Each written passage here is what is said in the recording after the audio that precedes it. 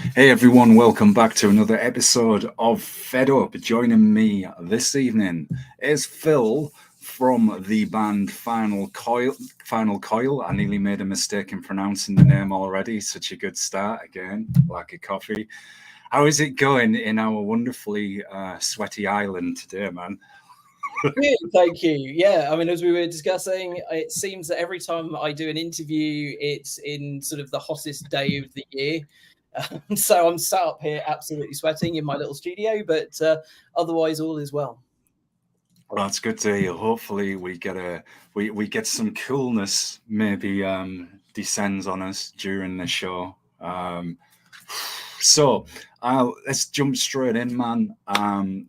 Big news regarding the signing at the moment. So could you tell us a bit about that? How they got in touch with you and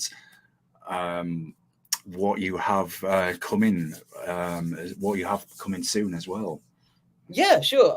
Well, okay. So the big news is that we've signed with Slip Trick Records, and for those of you who don't really know Final Coil, we've been going since 2008. We released a couple of EPs kind of independently, and off the back of that, we got signed initially to Wormhole Death. This was back in I think about 2015, 2016.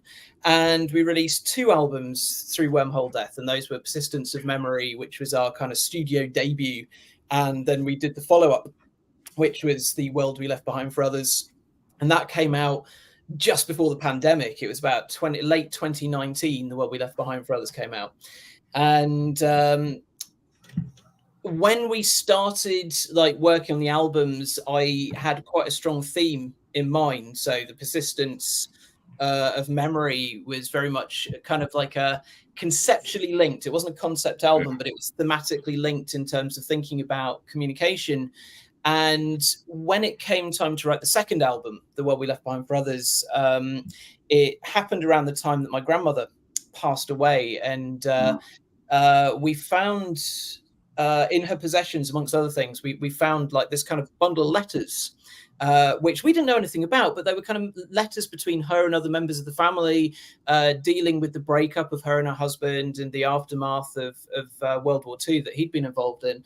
And it kind of got me thinking about how a lack of communication sometimes leads us down these kind of unexpected paths. And so I ended up writing the album, The World We Left Behind Brothers, as a kind of how did we kind of get to the point that we were in about 2018, 2019? How did we get to a point where people in the UK were very polarized? How did we get to the point of voting to leave the European Union?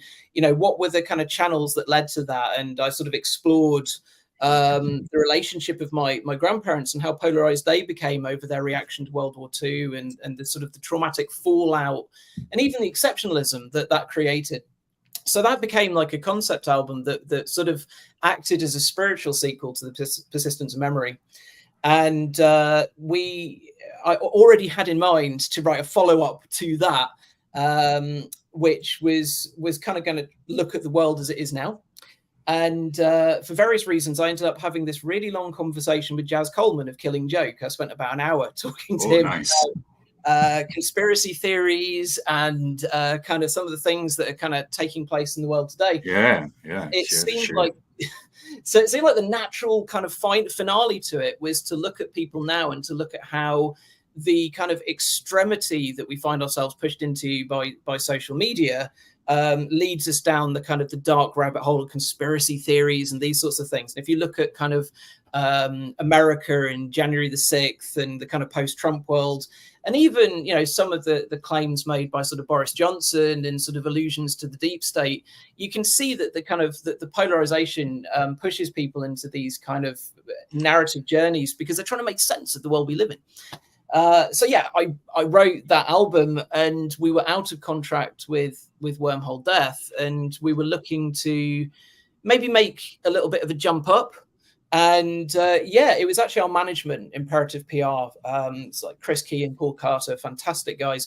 And they supported us in doing a label search, and they got in touch with Slip Trick, who seemed very pleased with the album and very pleased with us. And so we ended up getting signed to them. So sorry, that was an incredibly long answer to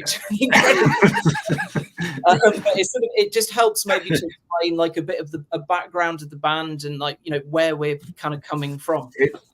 It really does. And I'm actually going to call that a huge save because, again, I'm blaming it on lack of coffee. Just literally walked in before we went live. And I already was making a fumble when I was phrasing the first question. I was like, and I was like, oh, man. I was like, I'm in that mode at the moment where my mind is like 5 steps ahead of my actual words that are coming out of my mouth.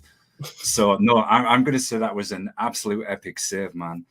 And no, you talk as long as you want. Anyone who's heard past episodes, I have a habit of asking multi-layered questions. It can be a 5-minute length because I love doing deep dives, like you've just started doing already about me prompting you. So, no, absolutely fantastic. We will go in as depth as we want, off topic, absolutely no problem. So you're in the right place. It's a brave person who asks me to talk as long as I want, but I heard the collective thud of the rest of the band as their heads hit. Oh, I'm terrible, man. If we, and I say this on every show, and I think I'm gonna have to get somebody to make some kind of banner that says official disclaimer. You get this guy off topic, chatting about movies, horror, sci-fi, fantasy, wrestling. That's it. Forget what the point was you were coming on the show. That will be it. But do you know what? People seem to like that.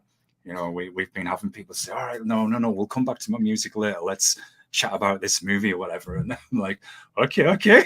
That's cool with me. But no, there's a lot of interesting themes to unpack there.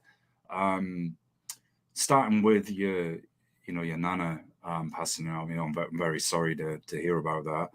And interesting that you mentioned communication, because I do feel if we look at both Britain and America, this breakdown in communication, particularly with the political divide, where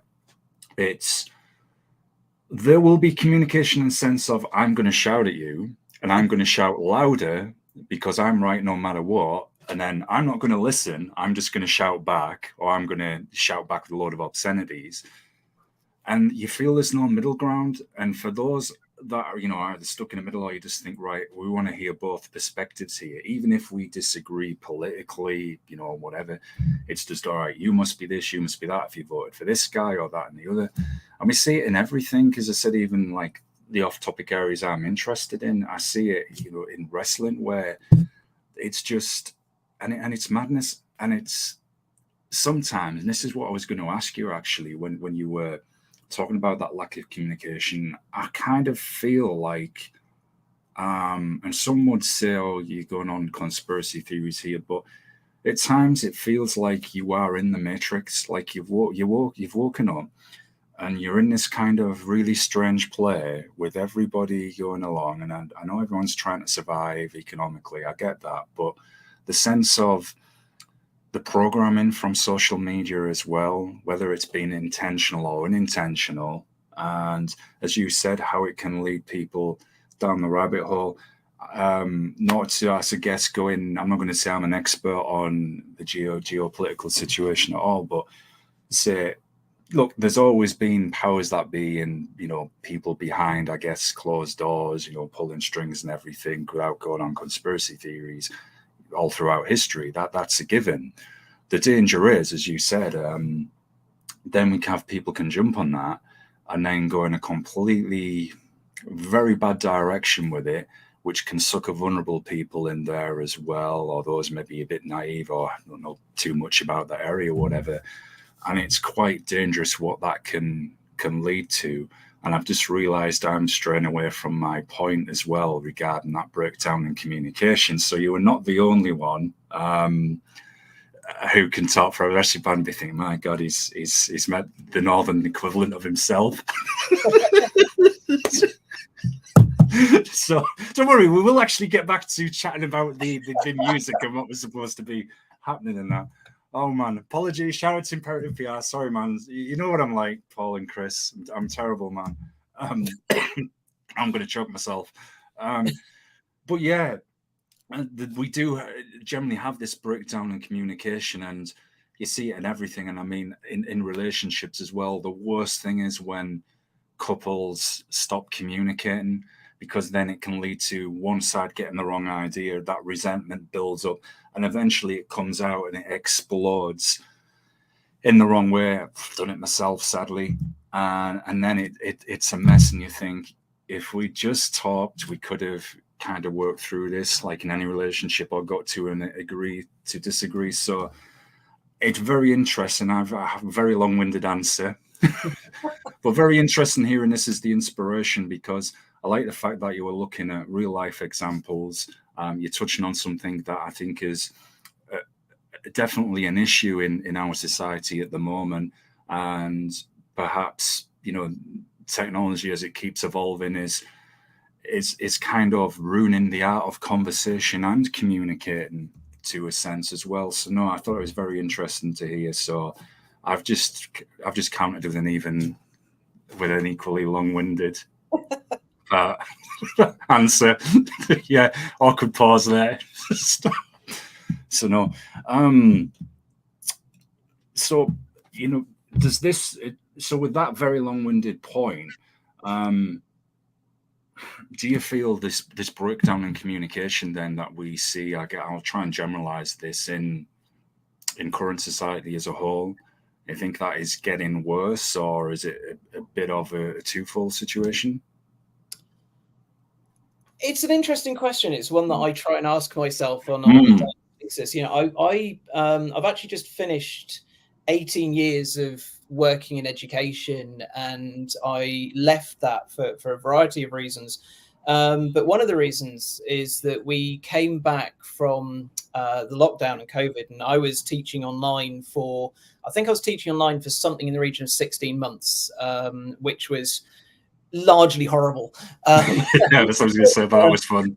But you know, what I found when we came back is that this kind of push towards technology had resulted in a lot of students sort of coming into classrooms with laptops and with phones, sort of expecting to use them, which to an extent they were. You know, we went largely paperless.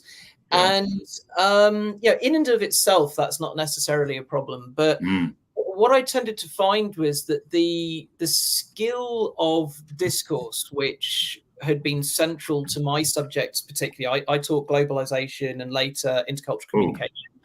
I also taught media and English for academic purposes. So I taught like a range of topics, and all of these topics are very discursive, and we would have great debates. Yeah, intercultural communication particularly dealt with a lot of very thorny issues. We dealt with things like sex and gender, which are not, you know, easy discussions to have. With things like race and ethnicity. We dealt with cross-cultural communication. And I always found that the students up until the pandemic and even during the pandemic were very able to have respectful and interesting discussions. And I always taught it from the perspective, you know, very aware that I come from a kind of Western academic tradition. I always taught it from the perspective of, I'm not trying to persuade you of one truth. I'm trying to introduce you to a variety of truths. And from that, I hope that, you know, you will learn to listen to other people's perspectives and respect them and not be so didactic. So I was never one of those teachers who was kind of like, there's one position and that's it. But what I found when I came back is that the students, still nice kids in many cases, but they had become a lot more convinced of their position than I had ever really seen prior to the pandemic. And, you know, I'm sure that there are people who've sort of done studies into this and are far more qualified to talk about it than me. But my feeling was that, you know, in being kind of pushed purely online and being pushed into their bedrooms and being deprived of that kind of ability to discuss in the natural way that you do in the playground or, you know, on the sports field or wherever, they were sort of finding themselves kind of going down rabbit holes and finding only people who agreed with them. And it led to this real excess of confidence. And the last 2 years I was teaching, every time I was kind of getting into these discussions on things like race and ethnicity and sex and gender, you know, people were having arguments from both sides, but they were almost parroting the sorts of things that I was social media, very strongly to the right or very strongly to the left. Very few that I was dealing with seemed to be able to take a more nuanced view and recognize that if they're passionately convinced of something and someone else is equally passionately convinced, perhaps both of them aren't entirely right. You know, and trying to sort of keep a lid on this as a sort of academic referee, if you like, it became increasingly unpleasant. But, you know, I think that trend you can see in wider society. Everyone now is just convinced that they're right. And all they want to do on social media, particularly, is they want to make their point and they want to have everyone agree with them. And if someone dares to disagree, the response is immediate and it's violent and it's unpleasant. And of course, I think it would be naive to suggest that if that's your life for a long period of time, that that's not going to translate into the real world. And when you actually do, you know, because you've gone through life not being challenged in the way that people were previously. And, you know, you see this violence in the way that people, you know, we're reading about people, you know, disrupting theatre performances, for example, and heckling stage performers, and people throwing things at musicians. And I think it's all manifestations of the same thing. People have I think they've lost the ability to listen and empathize in the way that, and I'm not saying everyone, I mean, it sounds like a sweeping. I know exactly what you're meaning. But, you know, and of course, we're having, I think, a very good conversation, and we may find over the course of this that we agree on a lot of things and disagree on others. But I think, you know, clearly we're able to have a rational debate, and, you know, we're not going to end up like throwing things at our cameras or whatever. But you know, there is definitely a move to that, and I'm sure that there'll be a backlash in time, because, you know, we have to remember that this technology, it's very, very new. We don't know what the impact of it really is going to be because we're living through it. And I think a lot of people are finding their way. And inevitably, change is hardest, I think, on the youngest people in society and the oldest people in society. And it saddens me that I'm probably closer to the latter than the former. But there we go. I very valid points. I mean, it was one of the tenets for setting up Fed Up. Yes, I renamed this long dormant channel, which I hardly ever used, to be honest. And I thought, well, I'm always fed up about something. If you're from Britain, it's kind of an innate thing to be miserable. So, gone on cultural stereotypes, but hey. But on the serious side, what I wanted to do was I sat down and thought about, well, can I sit here and just talk to music that I love? So, let's just talk to hardcore, thrash, and death metal nonstop. Okay, fine, but I wanted the show to be more open than that. And I also wanted to present something where we can have a giggle, we can have a laugh, we can go off topic, but we, as you rightly said, Phil, we can disagree, we can agree without threatening each other, without getting violent, like, how dare you don't think the same as me or whatever, get off the show and never come back, rah, and I'm not going to listen to you or support your stuff anymore, rah, rah, rah. So I thought, no, I want to make this more open, where people can come on and literally get into doing deep dives about the music, the inspirations behind it. It doesn't matter to me whether I agree or disagree. That's not important. And I thought, let's take this further. Let's open it up to all music from all genres. The shock, yes, non-metal as well. Be someone me having a heart attack now. How dare you? I used to listen to your shitty death metal show. Yeah. Anyway, and the reason is because I wanted to put that out more, what we have in common, that, hey, there's so much out there in music and indie film as well. And like I said, have that environment where we're free to agree or disagree, and make it more wide ranging, and have something positive there where people, you know, we can feel comfortable. As I said, we can have a laugh with each other as well, but have a decent conversation like we are. Hopefully that's coming across. If you don't think, no, these guys just like to talk a lot. I'm going to put disclaimers out throughout the show today. We may have to do a follow-up. I've got that feeling. One word answer. Yeah. Don't worry, folks. We'll do a part 2 if we don't get through everything today. That's already popped in my mind, thinking, well, I have to leave by 9. And I'm like, yeah, I think we may need a part 2. So it has been done before with other guests for similar reasons. So, you know, it's not a unique thing.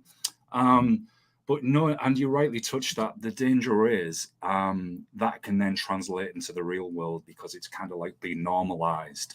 So this is the way to behave. This is the way I'm going to treat someone who's different to me or disagrees with me or whatever. There's no kind of compromise or middle ground or recognizing. It's the same in relationships. If we cannot get this resolved, then we've got to try and move forward together or walk away from that point, or you're just going to be there forever going back and forth like a tennis match, wasting energy on it. So no, excellent points there, Phil. And this is what I noticed looking through your discography at the titles with all the tracks and the various releases. I thought there's a lot of very introspective meaning behind a lot of the songs. I mean, if we look, for example, at the remaster, and oh god, this is turning into one of my finest. Remaster and remix. Yeah, there'll be someone will do subtitles for me at the bottom soon for Gaz's language.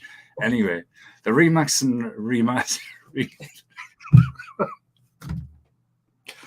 The remix and remaster of Somnambulant. I probably just butchered that. You can see that with the titles behind that song, like This Love Myopic, Demons, which again, we're all struggling with facing our own inner demons to a sense as well. So I just wondered, Phil, is this always something that you've wanted to invest in your music, to put that emotion, life experiences from across a range, so you can, I guess people can relate to that, and from similar experiences. Yeah, I mean, I listen to a huge range of music, and I love everything from kind of theatrical death metal to Dio singing about castles and dragons and Kiss, hey, hey, yeah, baby, tonight. But for me, I think, although I love all that stuff, I think for me, it was always the case that my lyrics had to be something that I kind of had experienced and understood. And could talk about. And I try not to be, although it might sound like it based on what I've said so far, I actually try not to be preachy. I'm much more interested in asking questions and trying to set up debate. Although interestingly, like the song titles you mentioned there, most of those, not all of them, but most of them were quite early pieces. And I definitely moved, I think the first 5 or 6 years of the band, I moved from a much more introspective sort of, focus on kind of, I guess, personal issues, if you like, to looking much more kind of out at the world. So I think Persistence and Memory was the last album, our debut, but also the last album that really kind of addressed things that were about me in part. Not every song did, but they were about me and my life and my family. But then when we got to the world we left behind for others, it was much more observational. And although it was based on my grandmother and my grandfather to no small extent, and the stories were real, by the way. I tried to bring a lot of real life grounding into it.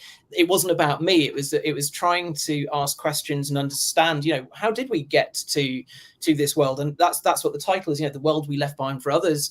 I was trying to look at my grandmother and my grandfather, who in many ways were polar opposites, and trying to figure out how they would have felt about the world that was emerging at the point that I wrote that album and has subsequently emerged. And I think both of them, actually, even coming from completely different places, I think they would have looked on things like the January 6th sort of insurrection, if you want to call it that, in America. I think they would have looked on things like that with horror, because for the longest time, sort of democratic tradition was that you would at least have a base level of respect for your political opponents. And if you were in power, you would exercise that power with a certain degree of restraint and dignity. And of course, that doesn't always transpire, but in democracies, sort of for a long time, it did. And if you were in opposition, you would raise questions that were important, but again, with a certain degree of dignity and respect. And, politics is a fairly dirty and ugly game to a large degree.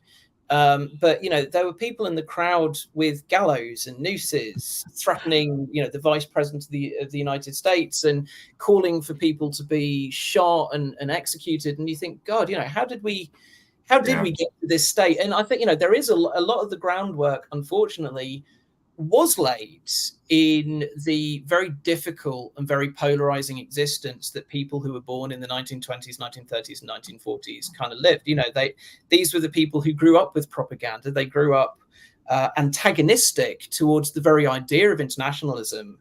And I think, you know, as they got older, some of them sort of started to become more open to the idea of a world that perhaps became connected, and they recognized the possibilities that came with that.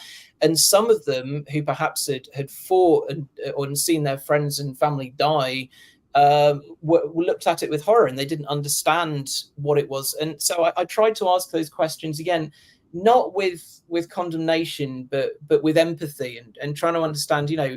And I really feel, you know, things like Brexit or even Donald Trump and all these other things, they didn't need to get so bad. They didn't need to get so polarized. They didn't need to get so bitter if both sides had listened to one another. And, you know, I'm not going to kind of get on a soapbox and bang on about Brexit or not, but I'm more concerned about the quality of the debate that has emerged around that, and the threats and the violence that has been unleashed. And violence doesn't have to be physical; it can be verbal as well. And the levels of verbal violence in society now trouble me very deeply. And I think it was something that was worthy of an album being written about it. Anyone who wants to write any kind of rock metal music, well, any music actually, but especially within metal and rock, with everything that you've just said, Phil, I can't believe I'm going to say this, and I don't mean this in a bad light, folks, at all. But there certainly is no shortage for inspiration. It certainly, even for filmmaking, from what has happened. And you're right. If you talk to people who are from those eras you mentioned, who grew up with, used to kind of that propaganda fed on them, and that they often will say, you know, in reflection, no, I don't want us to go back to something like First World War, Second World War, Korea, Vietnam, and so on. And yeah, as we've been saying, it's very concerning that like you said, it's the level of discourse, and by that is the manner of it and the way it's conducted, where people will be very verbally abusive, overtalk the other one, not let them finish, so they can't get. That's one of my most frustrating things with politricks, as I call it. The way it's presented now is like literally like one of the kind of tabloids on TV. You've got the presenter, right? So I know this kind of, and it shouldn't go with the game, but sadly it does, where it's we'll just character assassinate each other to death. But it's almost like, right, you have your round, but you know what? I'm not even going to let you finish your opening jab in that round. I'm going to overtalk you as presenter. And that's frustrating if you're watching, because you want, like you said, you want to hear both sides of the argument. And even the way it's presented now, and I'm getting a bit off here, but it's frustrating because you don't hear what the point that person's trying to make, and then it just cuts in with the other person. Look, even if it is nonsense, I still want to hear that level of nonsense, and then I can make my own mind up and think, okay, yeah, I don't agree with that, or that's absolute nonsense. And it is concerning, because even like everyday life, for example, now it's as you said, it's immediate, it's vitriolic, it's not just online, and I'm like. And then the wonder when we can get an extreme response where someone, you know, you don't know what that person is going through. And I'm not condoning this type of behavior for a minute. I repeat, I am not condoning this, YouTube. But someone who loses their temper and then they get in an altercation. And I'm like, this is all could have been avoided if things were done in the correct way. And it is concerning what could possibly it can lead to. You know, musically, yeah, I've just changed it to the music just for a moment. You draw from. I'm not even. You know what? I'm not even going to attempt to put a tag on your music. Just say, look, it's. I'm just going to say it's. Just folks, listen, make up your own minds. Beautiful cover for Persistence of Memory, by the way, as well. I know I'm going to say it now, and random nerd thought. The cover, you know, when you see the lady on the cover, kind of reminds me like of a Japanese geisha girl, actually. Maybe that's the martial artist in me. Just I noticed that earlier. Anyway, back to on topic. Sorry, I'm a nerd. Yeah, now I remembered where I was going with this. Worst interview ever, man. Yep, I can hear everything in your sound. You know, as we said, the lyrical thoughts there, but I can hear everything from Nirvana, Alice in Chains, Soundgarden, even the Beatles, Pink Floyd, there's everything. So, is that something you know have always done? Drew from all these different inspirations and thought, let's see what I can create from looking at a wide range of sources, and then I come up with my own vision and sound based on those. No, not that way. I've always written like that, but it's much more about. I mean, since I really kind of discovered music, I jumped from one thing to another, and the only kind of thing was, does it move you? Does it make you feel something? Yeah. And I've always believed, there are different points where different music will kind of hit you. And even now, if it's kind of like coming up to autumn, very often Pink Floyd comes out, and then my wife shouts at me that I've been listening solidly to about 6 weeks. I love black metal, although you would never know it from Final Coil's music. I'm a huge Dark Throne fan. I really, really enjoy the early Mayhem and stuff like Psy. Basically anything on Peace Phil is kind of amazing to me. So I've always kind of grabbed from a lot of different places. And in terms of making music, I don't think maybe more than 1 or 2 times in my whole kind of career of writing have I ever kind of set out to make something that sounds like something else. And when I have, it's always gone horribly wrong anyway. It's more the case that I'm sort of thinking about the lyrics, and both with The World We Left Behind for Others and with the forthcoming album, the lyrics kind of drove the music to a large extent, or at least the concept. So I kind of had the concept, I knew what the story was going to be. So then it was a case of writing the music. And, I'll be walking along. I work from home, so I walk every morning to try and avoid becoming some amorphous blob. And I'll have like something in my head, and it might be like some weird Massive Attack beat or something else. Almost inevitably, when I come back, the challenge then is to try to actually teach myself the skills to make that song, because I'm not a very competent musician. I would say I think I'm barely competent, but I'm quite good at just forcing myself to learn to do something different. So I'll sit there hammering away on a keyboard or playing the guitar until basically my fingers find the mangled shape that was in my head, and somehow that translates into a song. So and because I listen to so much stuff, it's inevitable that I'm going to draw from different places. If you only listen to like Metallica, of course your music's going to end up sounding like Metallica. If you only, and there are some very good bands who do that sort of thing, but that's not for me. I like the fact that Final Coil can and does and has always kind of jumped from one thing to another. And we have songs that are very, very heavy. We have songs that are very, very chilled.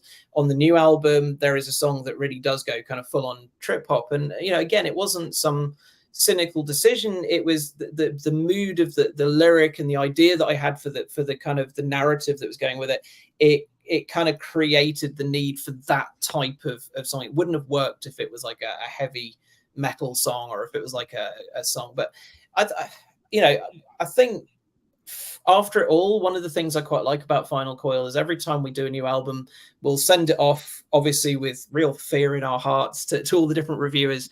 And it seems that, to me, like everyone who listens to Final Coil, they basically decide that it is whatever they're really into. So if I was to send it to like an alt-rock grunge magazine, they're almost certainly going to pull out the Nirvana, the Alice in Chains, the Soundgarden, all bands I absolutely love, by the way. If I send it to like a prog thing, they'll almost certainly emphasize Tool and Pink Floyd, and I've seen those comparisons made, and it never fails to flatter me. If I send it to a power metal magazine, they'll simply call it shit. If I send it to like a more sort of mainstream rock thing, they might sort of pull out some more mainstream elements. It's a really interesting thing, but I like that. I like the fact that different people will hear different things, in the same way that you saw something in the cover, which I can totally see now you've said it, but I've never heard that interpretation before. Shout out to Andy Pilkington, by the way, of Very Metal Art, who did that. He created that cover after we sent him the demos for the album, and I'm still astounded that he sort of came up with that beautiful image to go with that record. And actually, Andy has done the artwork for all three of our albums. Wow. And I like having that kind of continuity. I think, artwork is important to me as well. Anyway, I'm now rambling off topic, but it's okay. What's funny, folks, as me and Phil are talking, I'm getting flashbacks to a lot of our email chats before this. And I remember at one point Phil was like, "Do you want me to just come on first, and then we can have the rest of the band on?" And now I'm sat here talking, I'm like, we're definitely going to need a part 2. We're going to have to get the rest of the band on and everything. I like that as well, that people are, it's open to interpretation. People will mention, whatever they're hearing. The way when I used to write reviews, I was always more of a DJ before I started transitioning now to do video interviews. But the way I used to always do it was, and I just mentioned this to another guest recently, literally close all external sources, anything else anybody has wrote about that artist, and I literally just got the music in front of me. Sometimes I might, if I've been sent a promo like from Imperative, for example, put that on my phone and literally go in the park or something and listen to that music there and then for itself, because I don't want to be influenced by anybody else's interpretations. I want to see what I hear myself in the music, make up my own. Whether I label it correctly or not, I want to go with what I hear. Excuse me. And then the feelings that invoke, and then just try and naturally, share with, look, this is what I hear. I can hear bits of this, or this is, and just try and then make it as, I guess, authentically honest as possible, which I think comes across in your music. And I'm not ego stroking there, because it's got that pureness there. Yeah. Go on, man.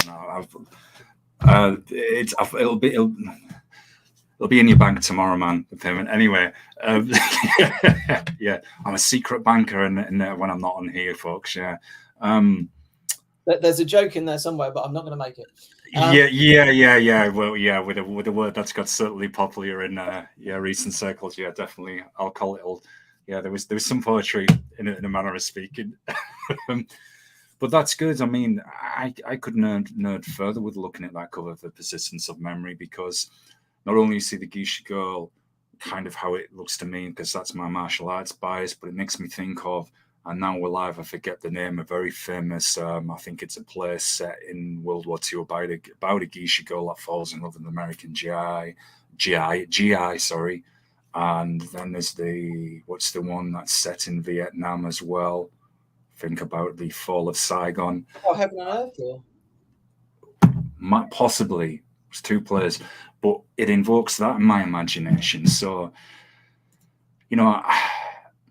it's as you said, someone from one particular scene will only think of it in that scene. Whereas if it's a piece of music that I don't normally listen to, I don't like, I will look for something in there, as I said, which I can pull out as honest as possible. And it's why I was saying earlier with this show, I want it so people from all music can come on. And one of the questions I'm getting asked a lot is, do you have to like my music to come on the show? And I'm like, no.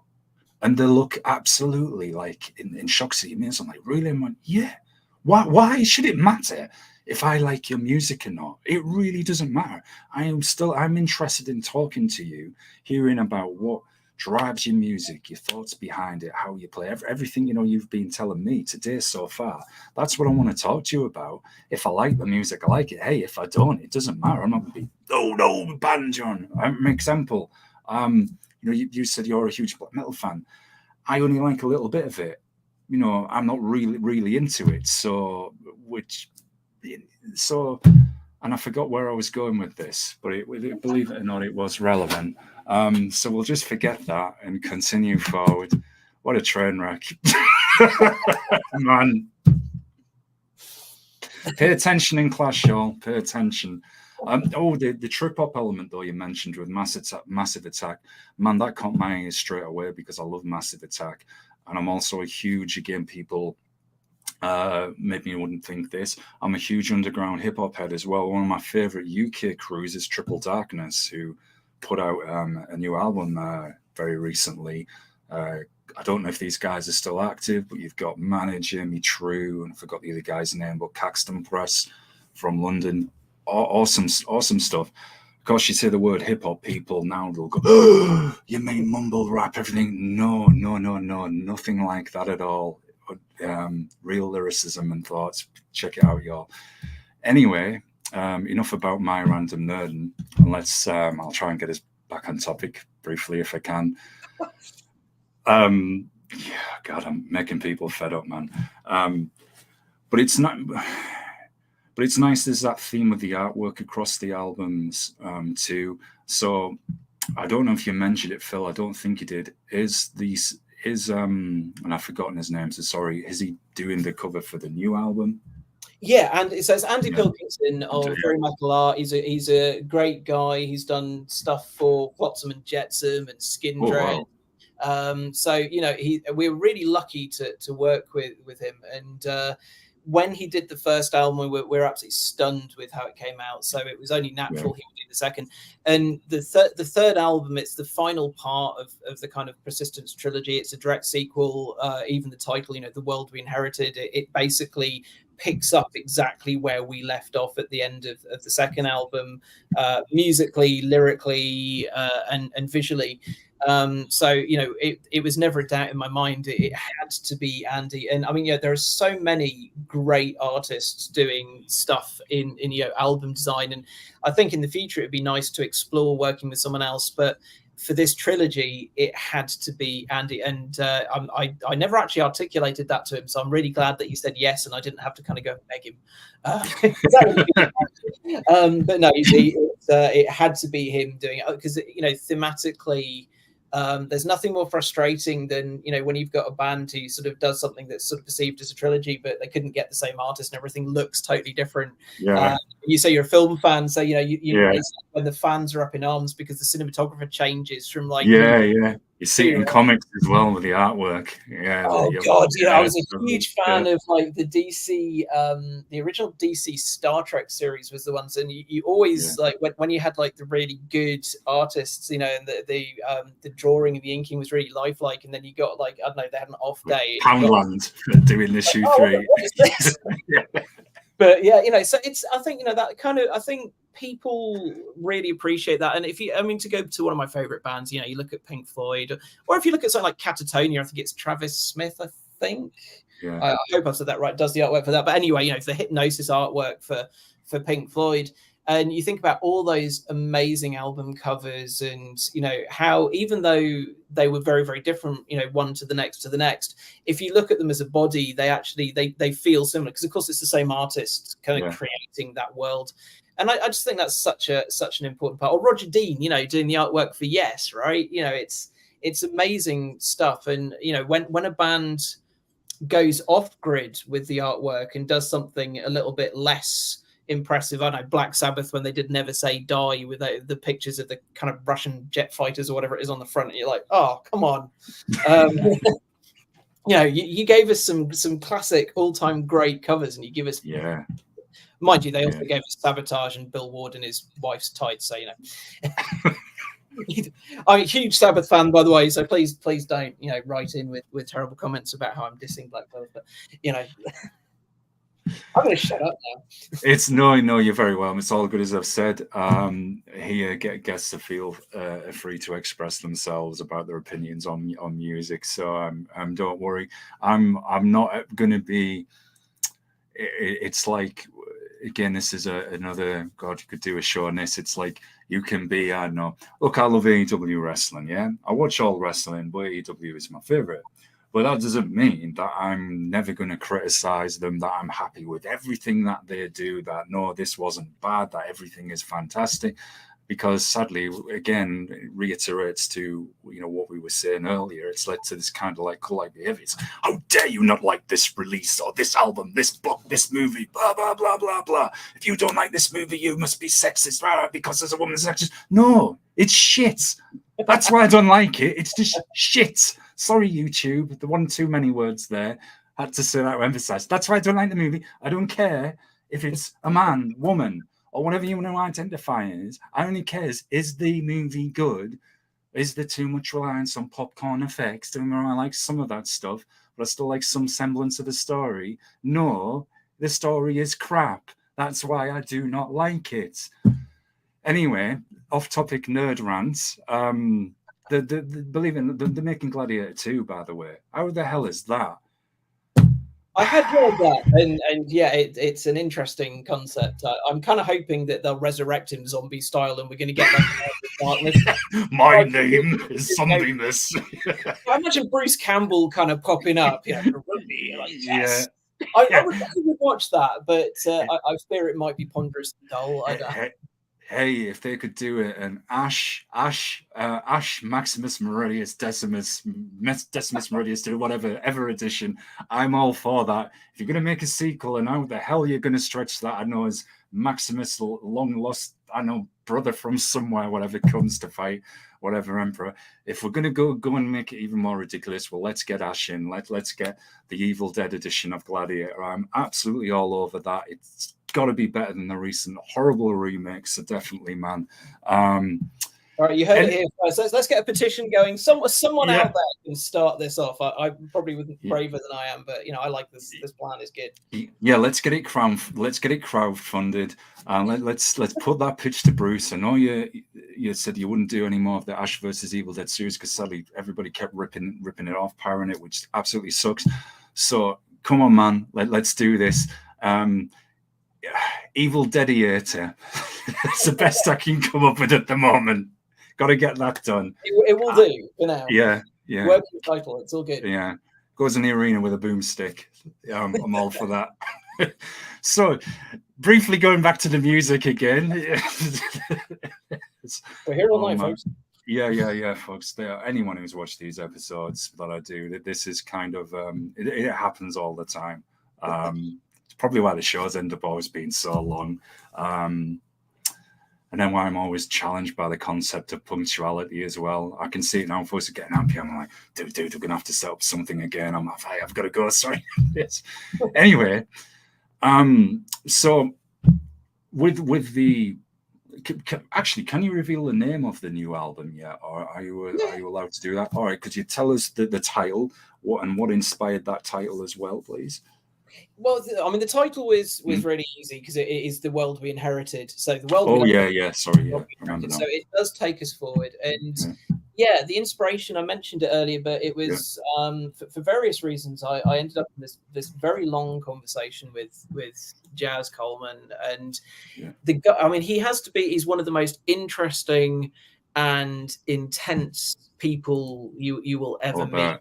And he was talking through this variety of sort of socio-political theory, conspiracy theories, things that I agreed with, things that I didn't. But, throughout it all, I just found his presence incredibly engaging. I found the subject matter incredibly engaging. And it started a train of thought of, so we've looked at how we got to where we are. What happens if we now focus in on one central protagonist, and what if that protagonist was so kind of disturbed by what was happening in the world today that they went down that rabbit hole of conspiracy theories? So the album has quite a strong narrative heft. The character sort of at the beginning is kind of researching kind of theories. So there's a song called Chemtrails, for example, which is that well-known phenomenon.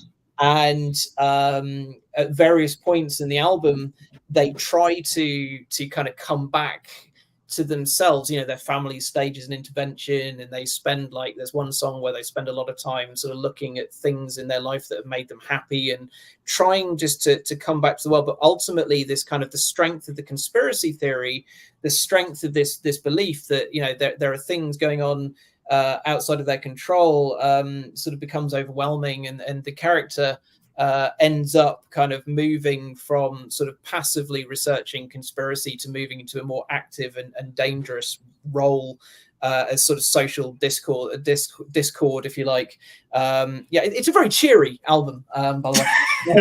Very light pop ditties. But yeah, so that and they end up kind of losing it all, and it ends actually with a quote from the final song's a quote from Francis Fukuyama, which is the end of history, and that was it was an idea that he actually espoused at the end of the Cold War, and it was his belief that the kind of the conflict of the Cold War had the kind of the paradigm of nation states kind of being at each other's throats had been proved to be so dangerous and deadly. And with the euphoria at the end of the Cold War, Francis Fukuyama sort of argued that the social democracy was on the rise, and that the world was going to enter into this period of peace.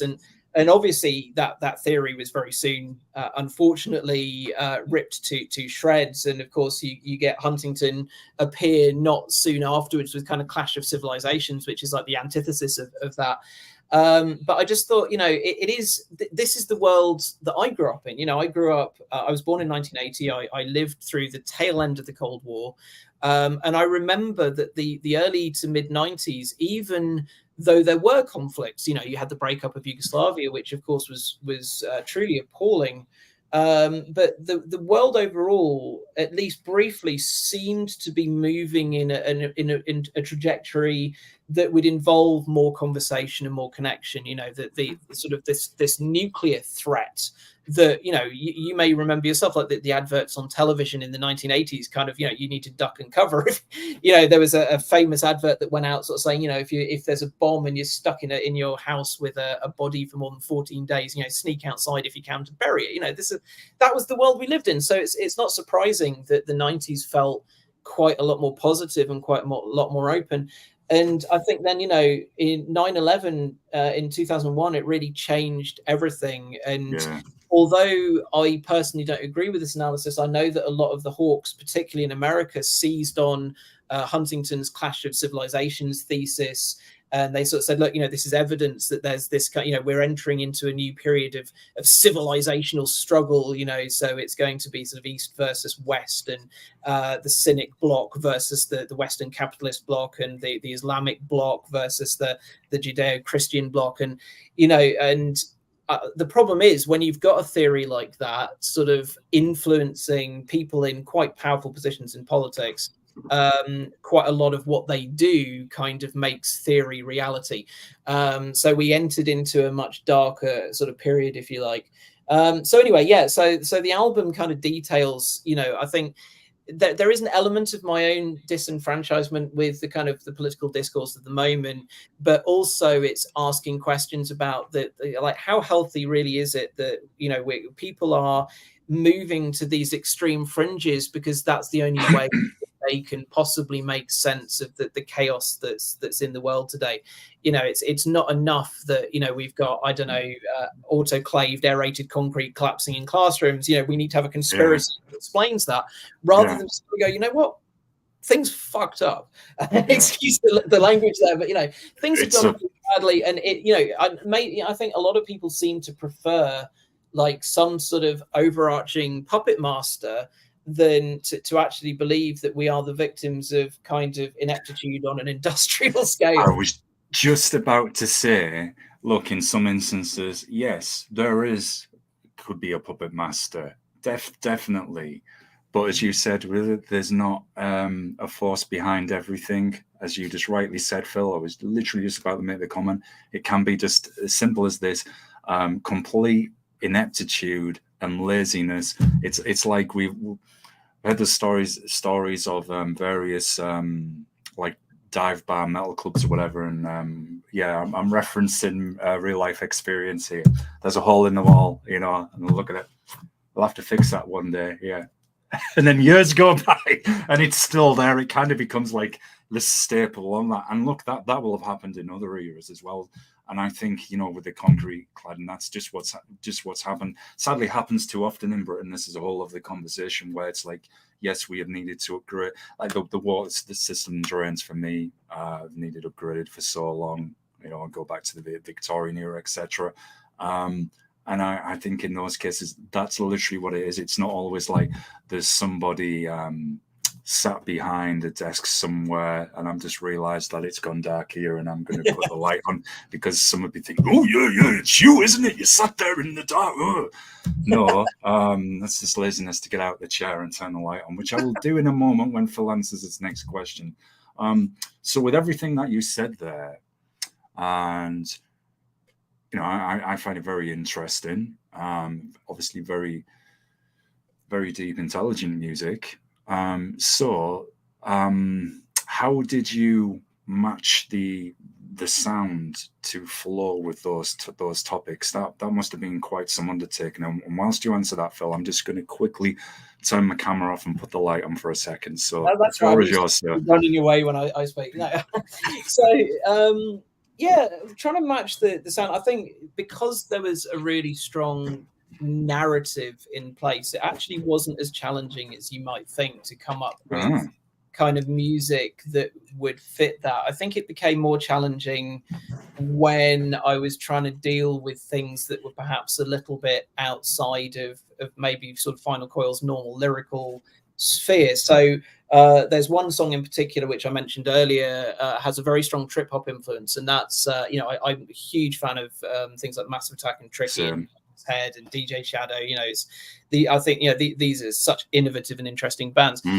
And one of the songs that is on the album is a song called "Stay With Me," and it's kind of the character kind of pleading for people to kind of stay alongside them as they continue sort of researching into these kind of weird sort of avenues of human behavior. And it felt naturally that the character is kind of having a bit of a nervous breakdown, and the only communication they're having is with people sort of behind a glowing screen. And it felt naturally like it belonged in that kind of sonic arena that Massive Attack had with Mezzanine. And again, it's not that I set out to write it like that. It started, I think I had the idea for the song itself, and I was playing around with the keyboard, and I kind of hit this note, and suddenly like the speakers are throbbing with this really heavy bass. It's like, oh, I could do something with this. And it just kind of slowly evolved in that way. And then Richard came along and stuck this amazing guitar line over it, which was pure kind of post-punk kind of sparkle. And it's great. It's that kind of stuff that I think really keeps Final Coil going. We've got a number of kind of grungy sort of songs, stuff like Corruption or Empty Handed, which I think, they go over quite well live. But they're fun to write, but that's kind of our comfort zone. But I think where the band, for me at least, excels, and certainly as a writer, where the band is most interesting, is when we're trying to do things that maybe don't really fit in what we might just jam out in the studio. Because it makes us think, how are we going to perform this live? How are we going to do this? How are we going to make this work in the studio? Are we going to have to turn into Guns N' Roses and recruit an army of people dressed in spandex with trumpets? And the ginger hair, it's possible. But next album, maybe. But I love the fact that you can take the listener on a journey, and again, I love a lot of bands that are straightforward heavy, and I love a lot of bands that do sort of one style and do it really well. But for me, it's about trying to give the narrative that I have. So it's almost like writing a soundtrack, and that's kind of how all of the albums really came together. It's always about trying to create a journey. It's always about trying to create a soundtrack, and hopefully, although I know it's not really kind of common in this era, the idea is that anyone who listens to a Final Coil album ideally will listen to it from kind of the beginning to the end, because all the songs are segued into one another, and there is a narrative there. It's we kind of went full on Pink Floyd on this one. There's little sound effects whizzing through the mix, and samples and all sorts of. So yes, exactly. And obviously the Wall was like I think I listened to that. I must have been about 13 or 14 when I got my copy of the Wall, and either that's a very good age to hear that or a very bad age. The jury's out on that. Either way, it had a profound impact. No, I like the fact as well that it's encouraging the listener to stay with you from the start to the end, because it's telling you the story. And as we've been saying throughout our chat today, and it's a conversation I have with people a lot, both on and off air, and others I know, where it's kind of this fascination, as you said, we're living through this with technology, so we're seeing the good and the bad, how terrible things can be manifested from certain ideologies, etc. And what particularly stuck in my mind as you were talking there, Phil, was that you've got the main character in the story on this album. He's having a breakdown and he's talking to people behind a glowing screen. And I thought as well, and again, the film guy in me as well then started visually seeing this, of somebody sat there and thinking, God, wouldn't that make such like a good political thriller, or even horror movie, that you don't know who's on the other side of that screen, regardless of this. Oh yeah, I've seen the picture, I've seen the video feed. There's a lot of different ways with it, but that's good because that will encourage and hopefully it does, the listener to stay with you because it's thought provoking. They want to see how this plays out, both with the music. So does this guy completely go down the rabbit hole? Is that it? Is he lost? No chance for redemption or salvation from that? Or does he somehow come out of it? And that's what you had me thinking when I was listening to you. So hopefully others will, and that's a good thing. Encourages people to stay with the album. Are there any? It's going to be maybe a two-parter question, which could end up turning into three parts, knowing me. So the first one is: are there any particular songs, both musically and lyrically, that really stand out to you from the story that you think this really did embody the essence of everything that I was trying to both write and play with the music? And then I'll come to the other parts of the question after that. I'll behave myself for once. On the forthcoming album, I think,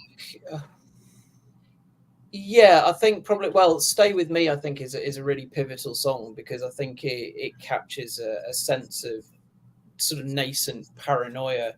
And I don't think that it's not me to say like how others will interpret it, but for me, I don't think that I ever managed to create a piece of music as kind of riven with tension as that before. And I think that came from trying to do something different and trying to write it in a different way and experimenting with different sounds. Normally I kind of default to writing kind of heavy sort of fumble-fingered riffs, but this one it doesn't have really any riffing on it. It's all just kind of like really heavy, kind of ominous bass and quite a kind of subdued vocal. And I mean, the other one that I think for me really stands out was actually by Starlight, because although it's the character, I actually used sort of three of the happiest memories of my life to give, so that I wasn't just, I didn't want to just make something up. I don't think that that's very easy to do. And I think if you do try and make up sort of a happy memory, I think it sounds forced. It doesn't sound real. So I really didn't have a choice. I had to kind of dig into my own memories. And what I found was that it's actually incredibly challenging to distill like a really happy memory in your life into like, a 4-line verse. You have to really be quite sort of poetic, I guess. You have to be quite sparse with the language. And and that song particularly, it's quite an epic. I think it's about 7 or 8 minutes long, as like my answers, my songs go on forever. Like my questions. Yeah. And the challenge for that one was to make the music and the lyrics fit. And it's a weird one because it has a chorus, but the chorus only appears once at the end of all the verses, just to really sort of play around with the form. But yeah, so those two songs. But I honestly speaking, I know that every band says this, and it's a massive cliche, but I think for me it's true. It's the best album that we have done. It's the best piece of music that I could possibly have done. We had really good help from the producer who worked with us on it, and it was I invested a lot into it emotionally. You know, and it was recorded during the lockdown, so there's all that kind of crazy stuff going off as well. Actually, like the first half of the recording, we went in to do the drums. I think we went in like a Thursday, and we came out on a Monday. And like recording studio is like a bunker. Like, you know, the doors are shut, the windows are sealed, there's no television. You know, we had like an old PlayStation, and we were watching Beavis and Butthead DVDs when we weren't playing.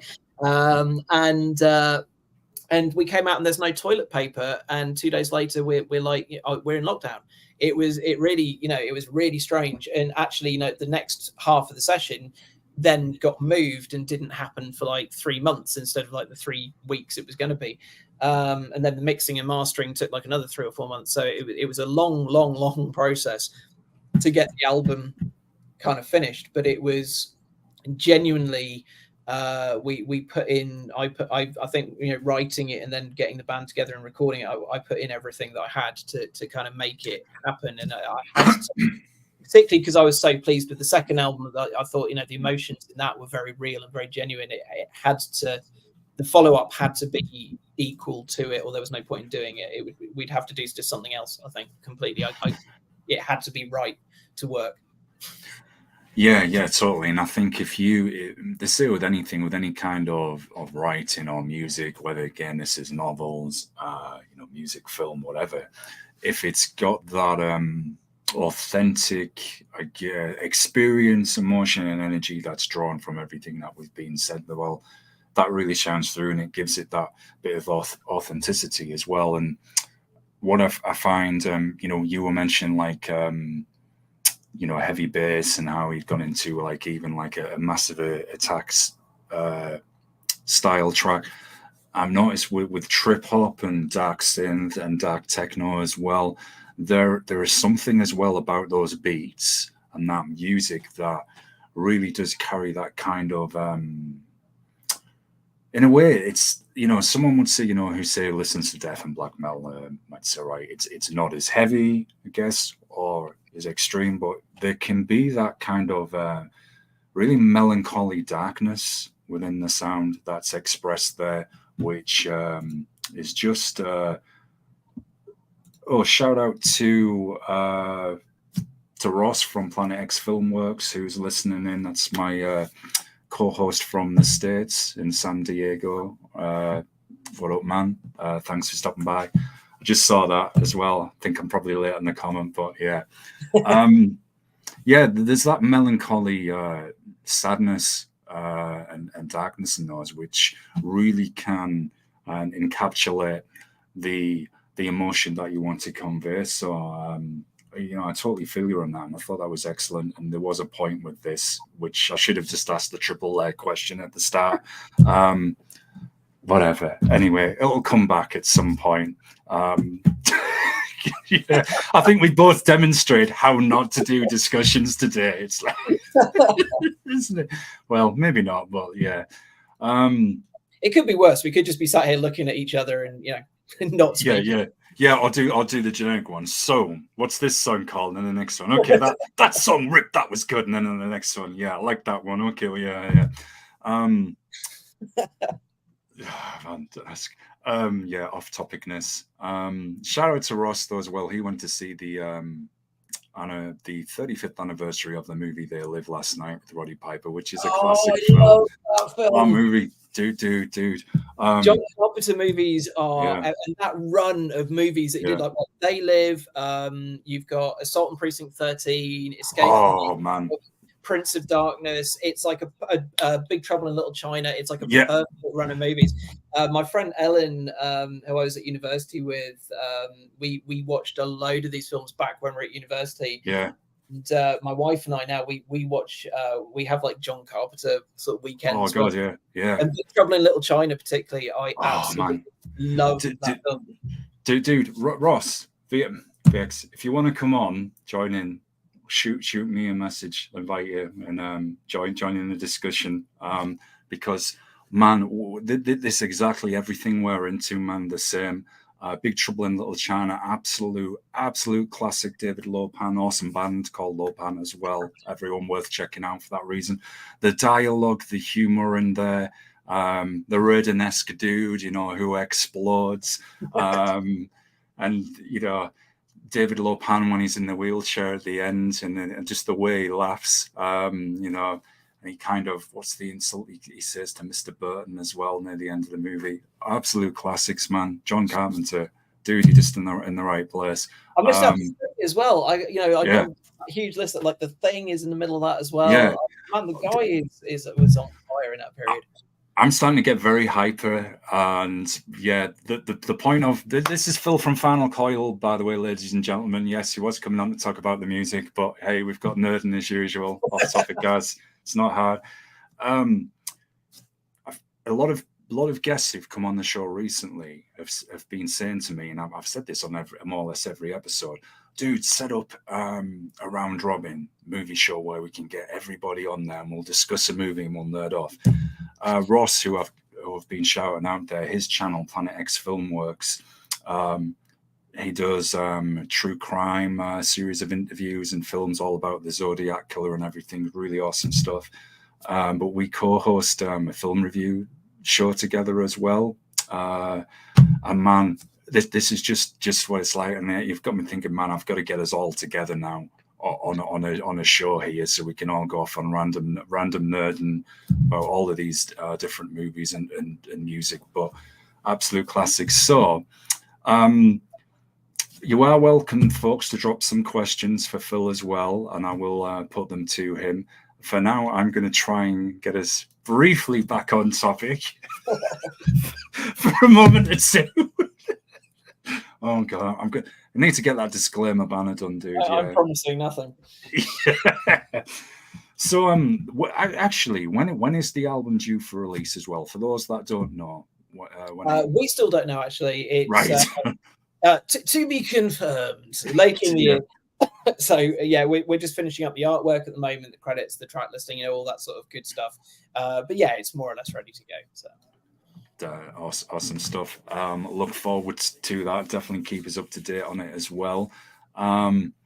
So the other thing that I wanted to ask, which I kind of forgot, so we got a little off topic. Do you have any shows coming up which will promote the tour, and also some shirts, any extra merchandise, perhaps maybe a vinyl release as well at some point? So we're starting with the CD release, and we're looking at the possibility of vinyl, but that would be a little bit further down the line. Same sort of thing as with the art, really. I always said, if we were going to do vinyl, we were going to do it properly, and that means getting it specifically mastered for vinyl. I don't want to do a straight transfer. And the guy who did the master is supremely busy. So if we manage to get that, that would be a little bit later down the line. Merchandise, absolutely. One of the things that we discussed is, like, for the last 2 albums, we did album artwork T-shirts, and the first one, Persistence of Memory one, was screen printed and looked absolutely stunning. And the second one I was also really, really attractive. But I want to do something a bit different. So we're looking at roping in an artist, and we've got someone in mind, but I don't want to reveal that just yet. But who's going to do a specific piece of artwork for us that we can then put out as a kind of something a little bit different. We might do a limited run of cassettes. It's a bit of a weird one. I grew up with cassettes and was pretty glad when that format died out. But actually, sort of cassettes seem to have come back, and I know that some people really like them. And actually, it was a really strange but slightly touching moment when we did, I think it's the Convicted of the Right EP. We did a cassette run for that, and also for Somnambulant 1 and 2. And we put a lot of effort into it. We actually created like custom artwork just for the cassettes, and also my solo stuff I've done on cassette as well. And people seem to really like it. It's like it's a different kind of physical thing, and I think a lot of people, they like to have the cassette and do the download. So there will be definitely sort of configurations that people can enjoy, and that's something we want to work very closely with the label and with Imperative on to do something that people will actually really want to get hold of. Yeah, I think people, as you said, are wanting that physical product in their hands again as well. And then again, this topic's come up on quite a few of the shows about vinyl and cassette releases. mean, for those in the black metal and punk scene, that kind of never went away, even in underground hip hop to a point as well.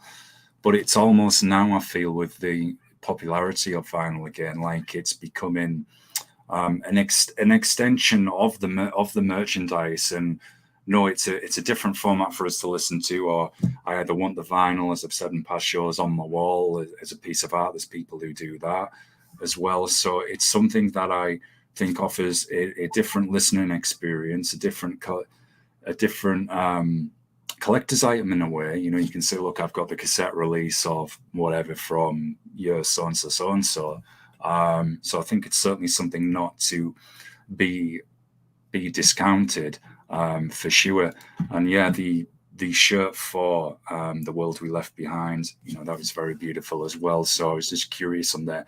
You've done a lot of videos as well, Phil. There's many of them for various songs from all the releases. You've got, you know, playthroughs, lots of different things there. So have you started working on a new video yet? And do you have the Beavis and Butthead supplies to get you through that again? I have to get that in there because Beavis and Butthead is awesome. Oh, Beavis and Butthead is one of my favorite things. I watch it a lot. But no, we love doing videos because we always put a lot of effort into the sheets. And actually we because we did thematic albums, we were able to do thematic videos. So for the last album, we did 2 videos. We did The Last Battle and Convicted of the Right. And for both of those, we actually went to this abandoned army base deep in the Leicester countryside. Oh man. And it's a seriously creepy like place. It's now used as an airsoft ground, so it's like littered with like paintballs and BB pellets and stuff like that. But what we did, we went in and we totally set dressed it. So like the first one we did, which was The Last Battle, and you'll like this, I think, as a both a Massive Attack and a film fan. My wife and I came up with this idea that we wanted to create something that had this sense of lingering threat, but we have a budget of about 4.5 pence. So the Last Battle is we got a friend of ours, Lou, to basically kind of run through this military base, and we totally fogged it up. We had like these paintball grenades we bought, and we were fogging up the forest, and we basically did it like the first Evil Dead movie. So we've got the camera really low down, chasing this person running, but you never see what the threat is, which for me, actually, I think anyway, if you think about almost every good horror movie, particularly from like the 70s and the 80s, it was not seeing the monster that made them so scary. That suspense. It ruined it. I mean, a perfect example of someone who totally ruined it was The House on Haunted Hill, the remake. It's actually a really creepy movie right up until the point that someone went, what we really need is a CGI cloud to chase that'll do it. So we filmed this thing. So we had like the band playing. And pro tip for anyone watching: if you try singing for real with a paintball grenade going off, you will cough up orange crap for weeks. But we filmed the band playing, and we were completely frozen because it was January for some reason. And we filmed Lou running, and I don't think she's ever run so far before or since. She's still angry with us. But the final shot, we had it kind of going down this tunnel towards this ill-defined, and we just stuck someone at the end of the tunnel to have this kind of silhouette. And it was based on so it was based on the Evil Dead, and it was also based on it was a Massive Attack video, and I can't remember which one it is. It's not Inertia Creeps, but it's definitely something off Mezzanine, where the band are in a room, and outside there are all these people trying to break in, but you never really see who it is who's doing the breaking. They're just like smashing the doors and the walls, and it's got this really intense vibe. It might be Risington, actually, I'm not sure. Anyway, so we did that one, and so it was quite oblique, but actually the final kind of cut made it look really creepy, and people wanted to know like what's she running from. And then the next one we did was Convicted of the Right, which is a much slower burning song. It's a very kind of dark acoustic Pink Floyd-y sort of thing. And because it was all about post-traumatic stress disorder, we got another friend of ours, Magnus, who put in this amazing performance. We went back to the military base. Again, it was bloody January. I don't know what it is about January that makes us do this. And pleasant month, isn't it? we spent our budget of 4.5 pence on like buying some just like old tat, and we basically spent 2 hours turning this abandoned shell into like a squat, and we had like some syringes dotted about and broken bottles, and we had like a TV which was flickering in the corner, and we filmed. I don't know if anyone has ever really picked up on this. We actually filmed our guitarist Richard as like this psychotic drill instructor. And if you watch the video, you'll notice when it pans around to show the television, there's either like stock footage of like dead war victims, or there's Richard like barking instructions at our character on the screen. So we put a lot of effort into these things. And in the background is Lou again, and the sort of the implication is that she's kind of living with this horror, and he kind of drives her to then run off into the wildlife and meet her eventual fate with whatever it is that kills her. But again, it was always about less is more, and how do we use this teeny tiny budget we've got, but these very helpful, passionate friends, to make a video that will actually like have intensity. And rather that, it's connected to the narrative of the video, of the album, but it was more about trying to make a separate piece of art that people could connect with in a standalone way. Again, pro tip: if you're trying to play an acoustic guitar for 2.5 hours in January, your fingers do lock into a claw. But anyway, so we went back to, because this album, the new album, is a direct sequel. We went back and we've done a third video in the same location, and we filmed it with the ideas of interrogation. And believe it or not, we went back again in January, and I spent 2 hours lying on the floor in a straitjacket being waterboarded by one of my friends. And at the end of it, I was so cold I could barely move. Someone else had to help me out of my jacket. And my poor friend Ali, he was great, because he really didn't want to like harm me in any way. And we're like, look, just put me against the wall in my straitjacket. And he's like, I'm like, dude, that's real. Like, but I don't want to, like, God's sake, push me. Like, yeah. But yeah, so I love doing videos, and Yola, who's my wife and our bassist, she's really like very visually minded. She did the artwork for Somnambulant 1 and 2, and for my solo album, and also for something else, Convicted of the Right EP. And she's great, because she's very much like on the same page as me when it comes to these ideas. She tends to kind of like one up me. So I'll be like, oh, wouldn't it be great if we had like a squat? And she's like, yeah, and we can have this TV. And by the time we've finished, we've kind of built this impossible movie set that we then have to find all the material for. And she did storyboards for everything. She actually sat and drew like the whole story from front to back, so that when we went to our friends and when we went to the videographer, a guy called Jay Hillier, who's amazing, we were basically able to go, look, this is what we want. This is how it's going to look. And I mean, I don't know. For me, I'm really proud of those videos. I think, I don't see our own stuff very often, but periodically it might come up for, maybe I'm filling in an application for something, or, rejigging the site. It's like, I think we did do a good job, and I love doing it. I think it's just a different challenge, but it's all part of the art. And it's about creating expression. And because I'm a huge movie junkie, and I watch a lot of like, the making of John Carpenter, or the making of Evil Dead, or whatever. Yeah. It's like, I love that kind of that low budget guerrilla filmmaking. I think it's absolutely awesome. And so we try to invest that in what we do, so that, it's more than just like some guys playing in a room, right? It's something that actually makes people feel something. Anyway, yes, another long hour. I'm sure you just asked me like what the title of a song was, but anyway, that's me. Don't worry. As I've said throughout the show and disclaimers, I am equally just the same. I have a real habit of asking like about 5 questions in one sentence. Again, my answers can go on for just as long. Look, man, it's passion and excitement. I'm exactly the same.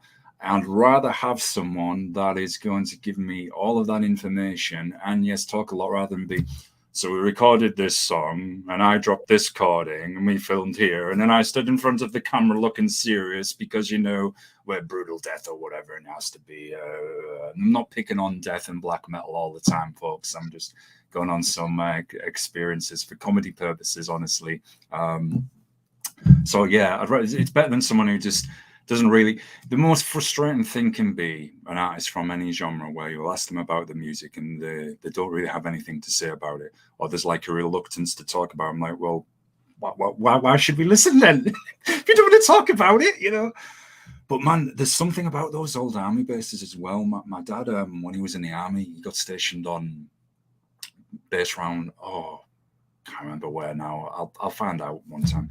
He got stationed on this base, and he when he was patrolling with the dogs on the 9th Rail stations, the dogs started going nuts, and he couldn't calm the dogs down. It was always in a certain part of this base.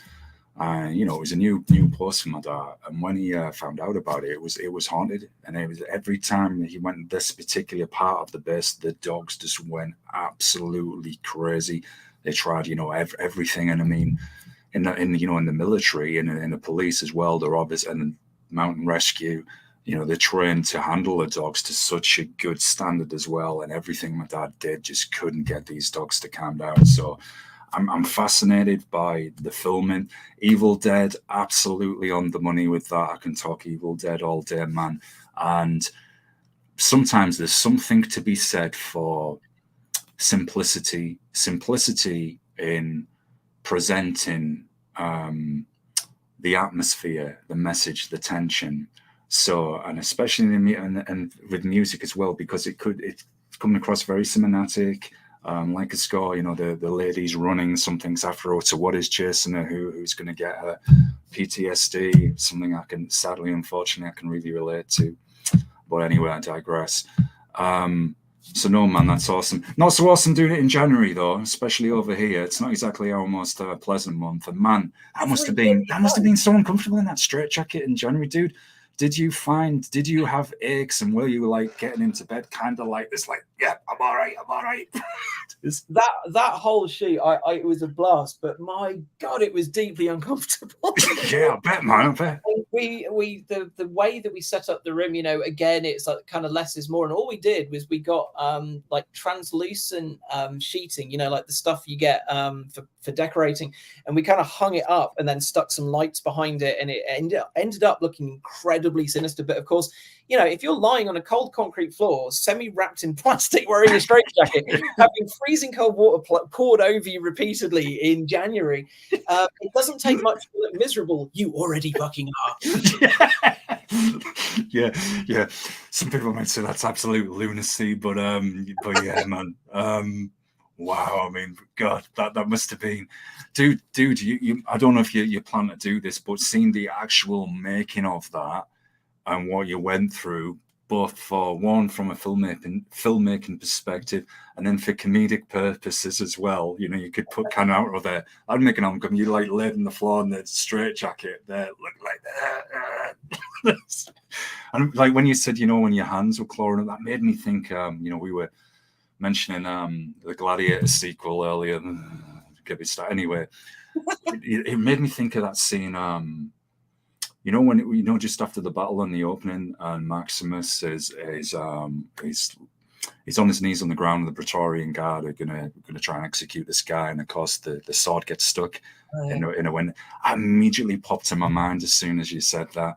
But man, no, there's that's certainly an endeavor for sure, and I'm fascinated both on the film and music side of that.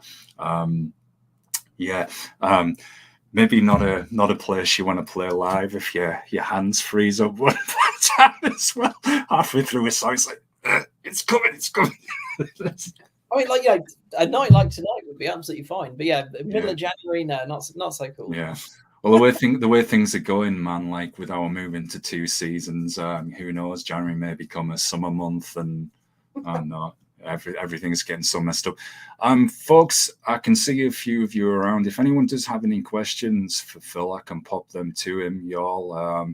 Music, film, anything like that. So feel free to post your questions and comments, and I can pop them over to Phil as well.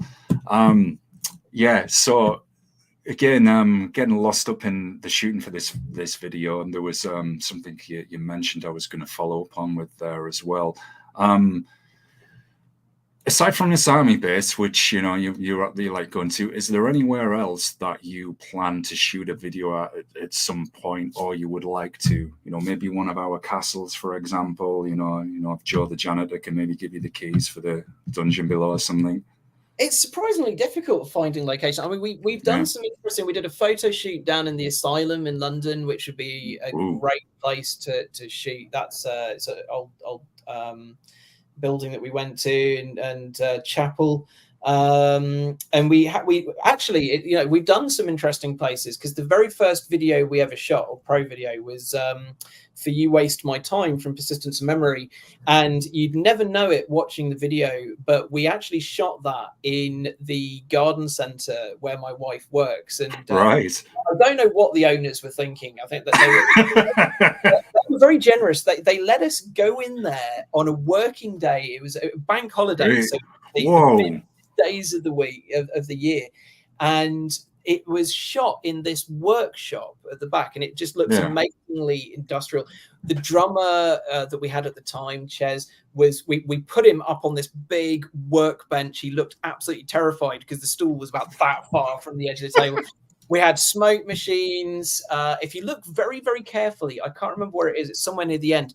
If you look really carefully, you'll see a head just stuck around the door, and that's one of the employees of the garden centre, I think, trying to figure out why the hell, like 2/3 of a song, because of course, when you shoot a video, you're not actually playing for real. The guitars aren't plugged in, but we had like the PA hammering this out. The drummer, of course, is playing for real, and everything else is silent. So they're getting kind of like heavy drums and what sounds maybe like a song playing over and over and over again across the whole garden centre for like 5 hours. So if you look carefully in the video, you'll see this head poking through, figure out what the hell's going on. So there's a challenge for your viewers. Find a place that doesn't belong. So we filmed there. We filmed in like one of these studios that's just all black. Not much to say about that, really. It was black. We were wearing black. The studio was black. You can basically see my pale face and red hair flying all over the place. But yeah, I would like to do something different for the next one. I think the army base was fun. I think we stretched that quite well because we did really dress it up quite effectively. But I think it's time to go somewhere different. And to be honest, we were thinking about maybe shooting a video for this sort of trip hoppy song. So I think that would suit a totally different environment and totally different sort of idea. So but we're thinking about that. I'm not sure where we're going to go yet. It's that's kind of thoughts in progress.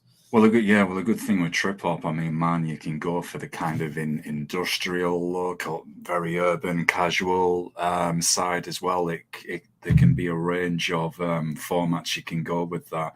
I'm intrigued.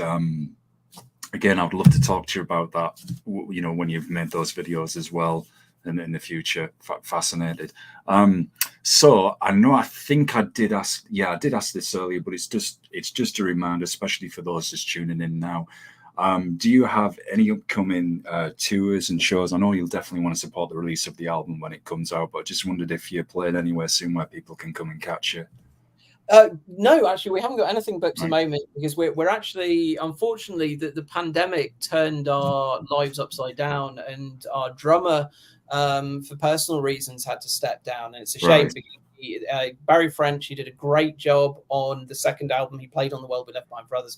He played on The World We Inherited. But he ended up actually having to move away from Leicester and had to step down from the band, which was gutting. So we were playing at the beginning of this year and the end of last year. We were playing with a fill-in, an amazing chap called Dan Brown, who really helped us out of a hole. But sort of going forward with the signing, we needed to find someone permanent, and I think we've got someone in our crosshairs. But I want to really sort of settle down, start working on the music, and then we'd be looking at a tour probably just after the release of the album. We're not looking to release the album until a little bit down, later in the year anyway. So we actually did a little mini tour last year. We did 4 dates with the Medea Project, who are great friends of ours and a great band. Did you on the show? Yeah. Oh, great! Yeah, yes. Awesome. You'll have a ball. They're wonderful people, and it was them and De Ego, who are also really, really cool. based in England, but Italian and thrash metal band, really good at what they do. And they've just done a release. So if you get a chance, check out Diego, Diego. Wonderful band. They're all over the internet, Facebook and what have you. And they just put out an album, and it is really good. Really nice guys as well. We had a blast touring with them. And then there was another band on the bill as well called Igodeh, Ygodeh, who deal in kind of a dark and dirty industrial, and they're based around London. And that sounds cool.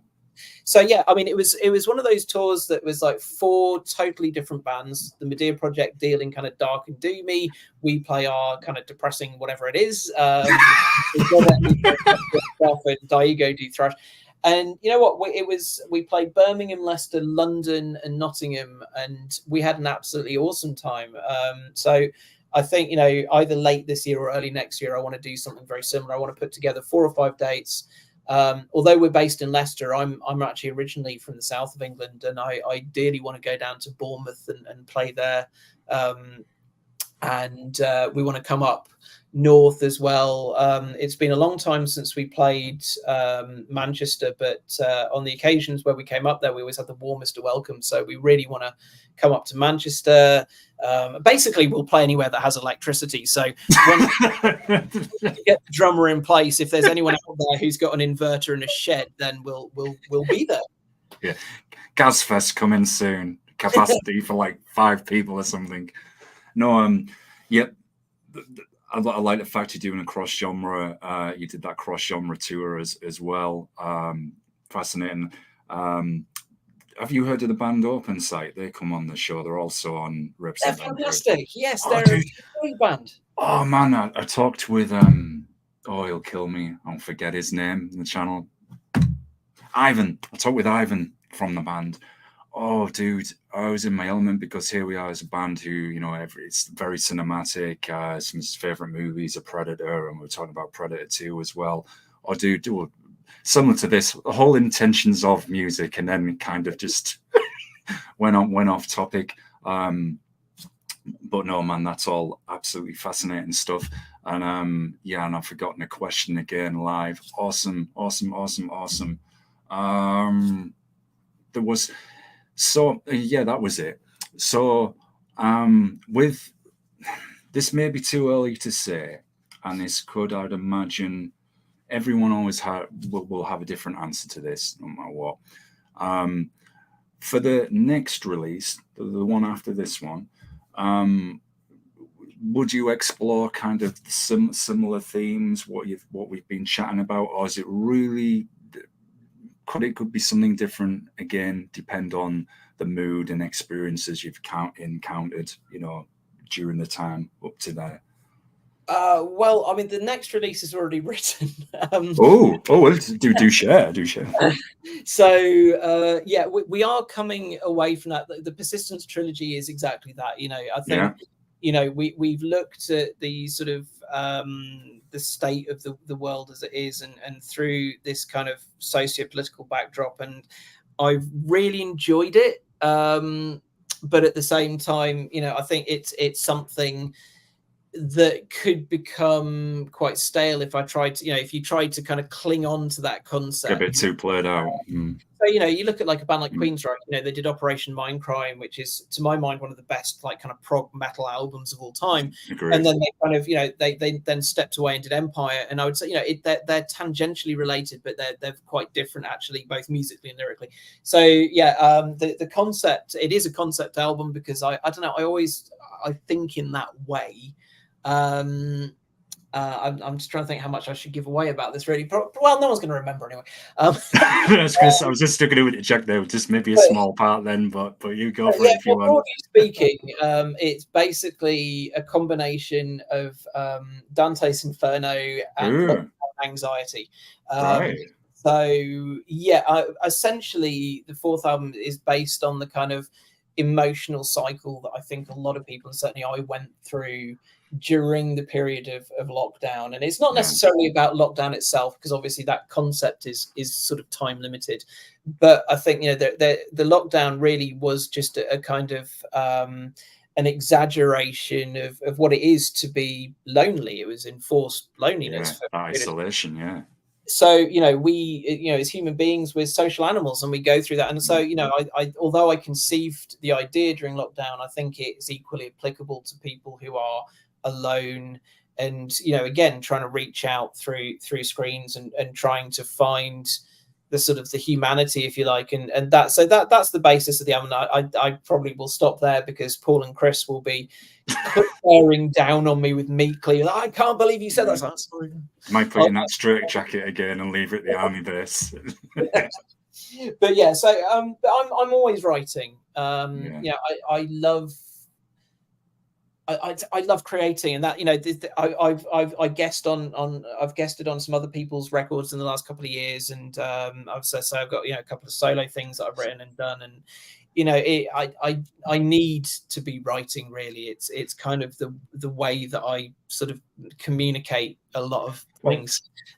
It's actually one of the, in my opinion, I'm going to get all arty farty here, I guess, but it is one of the most best ways of therapy, I think, because you literally can get everything out there.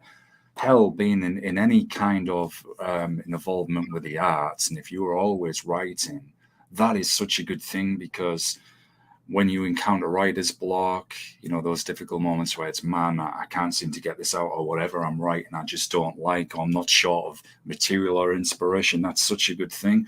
And I've got to ask as well, what has been one of your most favorite collaborations then with other people? As you mentioned, you've wrote with for some others. Well, my favorite collaboration actually is it's an album that's just coming out, and I really took it.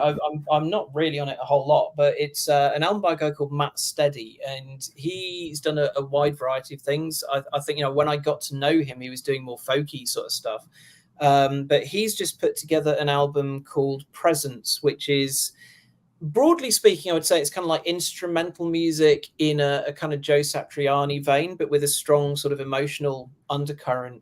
And he brought me in just to sort of help with some of the keyboard textures and some grungy guitar sort of rhythm parts underneath. I like, as I said, I didn't do a whole lot, but it was just a lovely process, and the music is amazing. And because it's musically so different to what I normally do, it also challenged me to think about things in a very different way. I mean, when he sent me the demos, he was like, "Oh, I'd love you to do a bit on this. Here you go. Here's a demo." I'm like, "Well, what the hell can I add to this? Like, this is good." But actually, there were things that I felt that I could kind of bring to it. And in many cases, it was a matter of subtlety. It might be a slightly heavier guitar texture here, or it might be a sort of slightly darker keyboard or pad synth tone there. But it was just a lovely collaborative thing, and I really enjoyed working with him and talking with him, doing that. So that was really fun. And then during lockdown, I did an album that was entirely collaborative, because again, I think I did feel that, being a teacher, taking out of the classroom and finding myself, in a room teaching like a screen of 11 grey squares. Excuse me. Choking on water. You keep talking. Sorry, I'll mute out for a moment. If you die on this, they're going to blame me. I don't need that kind of karma. But yeah, so and then having the band kind of taken away as well, I felt that very strongly. So I sort of wanted to do something that was community oriented again. So I did this collaboration where there's one song with the Medea Project on it. There's one song which had Matt Steady. That was the start of our kind of collaboration. There's a guy called Rog Mortar who played on a track, played bass on that. The guitarist from Monochopsis, a Leicester death metal band, very, very good tech death band, Richard Allsop played on it. A guy called Kyle from America, Kyle Brandt, did an amazing vocal for me. A guy called Tomek Wulski from Poland did some bass for me. He was in a band called, or is in a band called SW, and actually I played in a band with him in Poland in 2005 called Metanoia. So I had all these different people, and it was lovely because I just it was like the middle of lockdown. Everyone's kind of stressed, everyone's kind of depressed, and I just sent an email. I'm like, look, guys, I've got this music, what do you think? And each of the songs that I had, there were things that I'd written on my own, but then it was like, I chose the song to fit the people I was sending it to. So the Medea project, I sent something quite dark and grindy and Swans-esque, and Tomek got something that was a bit more Depeche Mode-y. And that became the album, The Anchor Hold, which came out a little while ago. And yeah, I mean, I love that kind of collaborative thing, because it just forces you to do things differently. And as a case in point, the song that I gave to Kyle, it was originally an instrumental, and he's a very, very talented singer, also a very talented guitarist. And when I sent it to him, I never really said, it didn't occur to me to say, but in my head, he was going to write some guitar to go on it because it was an instrumental track. And he sent it back and went, "Oh, well, I've tried this vocal. What do you think?" And I sort of sat there and went, I was like, "Bastard, that's infinitely better than anything I could have thought of." So I sort of went, I listened to it and I was like, okay. So I sort of stretched a bit here, stretched a bit there, sent it back to him. I was like, "Oh, can you do a bit more?" And yeah, and that became the song that he was on. Yeah, it's just one of those things, you know. He heard something completely different to what I had originally written. Yeah. The result of that was so much better than if it had just been kind of me working on my own. And I mean, that's really the experience of working Final Coil. You know, I do write a lot of the stuff, and I guess it starts with me, but then it gets filtered through Yola, and it gets filtered through Richard, and it gets filtered through whoever the drummer is at that point in time, and it becomes, you know, the thing that it is. And you know, I think it's kind of, you know, music is such a great art form for that. You know, it's I suppose it's closer to movies in that way. You've got the songwriter who kind of functions as the director, but then you need the cameraman, you need the lighting designer, and you need the sets and everything else to make it good or terrible. How you look at it. And it's the same with music. You know, it's very much a collaborative effort, and I think that's actually really wonderful. But anyway, yes, my favorite at the moment would probably be the thing that I did with Matt Steady. Although actually, on a totally different note, I did some tracks with The Way of Purity, who are a band on Wormhole Death, and I did the opening and closing track for their most recent album, and that was like very different again, because it gave me a chance to be kind of like darkly industrial, and I love playing with all that stuff. So that was I got to dust my synths off and do some script, which I haven't done. Yeah, as we were saying, dude, in industrial and dark synth and dark techno, some of the atmosphere and the beats and everything with that, man, it's so sinister as well. And yeah, it's enthralling. So just to quickly ask this as well, you mentioned that you did a solo release. Is the solo release, is it the collaborative one, or is it completely different?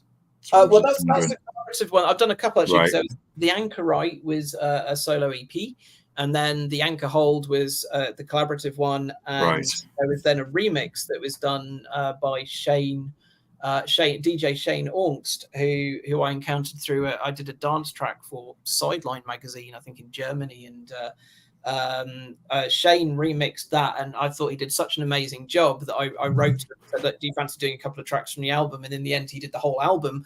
So that then got released as the Alcohol Dissolution. So yeah, those twin releases came out about a year apart through Trepanation Records. It's a really good little label, actually. Trepanation Medea Project have just put out their EP through Trepanation, and they've got bands like Dead Mammals and People Slicer, who are sort of Dead Mammals, yeah. So Trepanation, really worth checking out. And Dan, who runs Trepanation, is an absolute star, like just incredibly helpful, and took a leap of faith and kind of went, "Yeah, I'll put this out." And I was like, "Oh wow, okay, amazing." But yeah, he's really awesome. So. But that's so refreshing to hear that somebody's got that open mind with the vision that going to match your creative philosophy as well. Because what's interesting talking to you, Phil, and again, this isn't ego stroking. I must have said that disclaimer about 20 times. I thought I was multi-genre, before I talk to you, but I'm getting this sense that, and I think we said this off air before we started the show. You're obviously such a passionate music fan from across the spectrum, literally from one extreme to the other. It could be, death metal to whatever, and that is it's very good to hear, and it makes it interesting as well. Instead of, look, there's nothing wrong if someone's just going to stay in this avenue and that's what they like, nothing wrong with that. but it does. It makes it both interesting for writing and playing music, because then you've got all these options. You've obviously got a good working relationship with the band, which is essential. So you can edit, work together, come up with a good. Say, no, we need to change this, edit this, and then we'll get to a better version of whatever we're trying to do, rather than be like, no, I'm not going to do that, so I'm going to go off, man.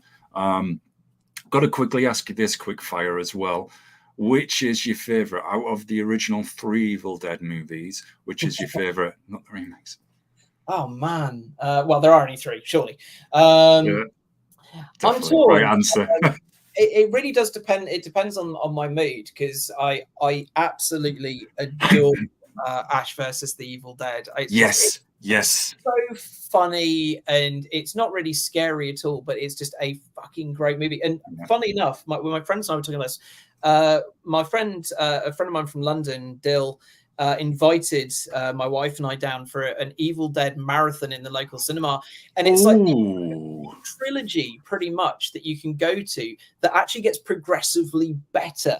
Because Evil Dead 1 is it's an unassailable classic, but it's very dark, it's quite cheap. I love it, but it's like the black metal version. It's like really kind of like raw. And then Evil Dead 2 is like kind of better, and it's more of a thrill ride.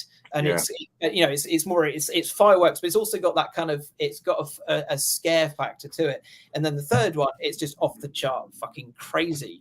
But it's just great. I love it, and I love the skull animations. I love the fact that it's got multiple endings, and I like each of the endings. And of course, it set the scene for the Evil Dead series as well, which is also brilliant. So yeah, I think I'm probably going to have to go with 3, but with the caveat that if I'm looking for more of a horror movie, I would always go for 2. But if I'm looking for just a great time movie, 3. Agreed. 3, the best horror comedy out there, and then also the series. And then if you want to look on the horror, number 2, there are movies that never tire of, never get bored with. Dude, when the Evil Dead series was on, Ross, who I shouted out earlier, I must have drove him and our other co-host Matt crazy, because all I was talking about was just Ash versus Evil Dead all the time. And then another series, I mean, this isn't horror related, but for those who are into martial arts, and this is no bad on Cobra Kai, which everyone talks about. Yes, it's good in its own right, but there is another series, and it's actually on Sky Max at the moment if you're in the UK. And it gets so overlooked, and a lot of the actors are from Britain and Ireland as well, and that is Warrior, based on the writings of Bruce Lee. It is set in Victorian era San Francisco, all about the street gangs and the cops at that time. It is absolutely fascinating. The martial arts sequences are out of this world as well. They're great. So people always going about Cobra Kai, and it's no bad in that. Cobra Kai is the best martial arts series. Warrior, seriously, definitely check out Warrior. It's got the history element as well. It's on. We might as well just continue with this unofficial plug for them. Not that they're going to get back to me and say thanks, guys. Friday evenings, Sky. I think it's Sky Max or Sky Showcase. It's one of them, and I think it's on round about 9 or 10 p.m. UK time. Definitely worth checking out, and all the episodes are on demand. And we have a season 3 review coming soon as well, when I've watched it. So perfect plug there. Had to do, but nice. God no. Yeah, and I'll tell you one of my favorite scenes as well from the Ash versus Evil Dead series. And again, it's a scene I'm always on about. It's one of the most disgusting scenes, so you know where I'm going to go with this as soon as I've said it. Yeah, you do. The morgue. I've never cried with laughter so much, but yet was revulsed at the same time. Where I was like, oh no, man, but yet couldn't stop laughing as well. And everybody has the same reaction who's seen it. And I always, if no one's seen the series, and I always say, look out for this particular moment. And I just say, look, all I'm going to tell you is the morgue. Trust me, you will know when you get there. Absolute genius hilarity. I remember when I was so bummed when that series got cancelled. I think I went into a kind of depression about it. And I found this other kind of bit similar to Evil Dead series, and what the hell was it? Uncle. I remember it was on the Sci-Fi Channel, I think, for a brief time, and I remember there was it Earl versus the Dead or something like that, and there was this guy sat in a chair, and people he knew kept coming back to life, and it wasn't bad. It was kind of a substitute, I guess, for Ash versus Evil Dead. And of course, then they had the terrible recent series as well. This one for horror fans, based on the George Romero, zombie movies. Was it Day of the Dead or something? They did a series of it. It was on Really? Sci-Fi. Yeah, I wasn't. got interest after Dawn of the Dead, the original. Oh, I dude. love that movie. Yeah.